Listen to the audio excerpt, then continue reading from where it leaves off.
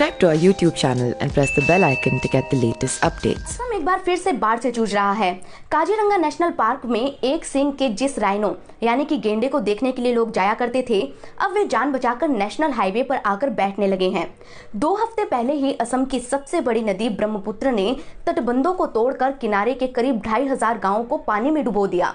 ग्वालपाड़ा के हालात तो सबसे खराब है, जहाँ पर करीब 5 लाख लोग बाढ़ से प्रभावित है। इसके अलावा बारपेटा में करीब 3.5 लाख लोग और इतने ही लोग मोरी गांव में भी बाढ़ की चपेट में आए हुए हैं।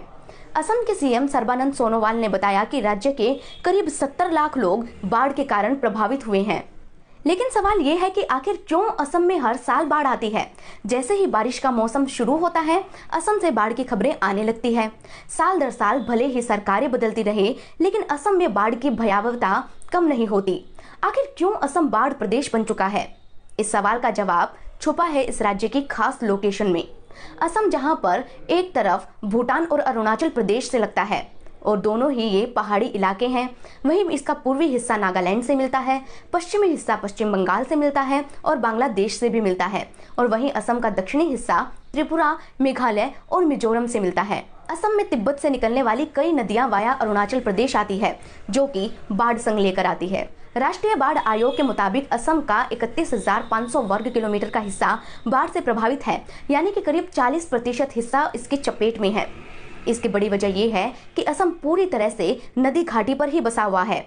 हर साल बाढ़ की वजह से असम को करीब 200 करोड़ रुपए का नुकसान होता है। इस बाढ़ के लिए सबसे ज्यादा जिम्मेदार ब्रह्मपुत्र नदी है, जिसकी छोटी बड़ी कुल 35 सहायक नदियां हैं। अरुणाचल प्रदेश से जब ये नदियां असम में प्रवेश करती हैं, तो पहाड़ी इलाके से सीधे मैदानी इलाके में आ जाती है, जिसकी वजह से तबाही ज्यादा होती है। इनमें से भी उन इलाकों में हर साल भारी नुकसान होता है जो नदियों के किनारे बसे हैं और जहां पर किसान और मछुआरे रहते हैं। फिलहाल मौसम विभाग से भी राहत की खबरें नहीं आ रही हैं और बताया जा रहा है कि आने वाले दिनों में असम में और भी बारिश हो सकती है, जिसकी वजह से असम में बाढ़ के हालात बिगड़ सकते हैं।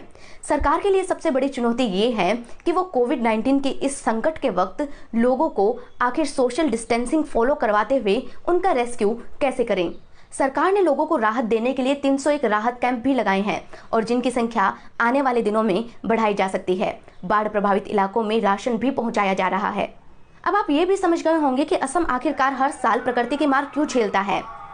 बहरहाल अगली रिपोर्ट में हम आपको ये बताएंगे कि बिहार में बाढ़ क्यों आती है।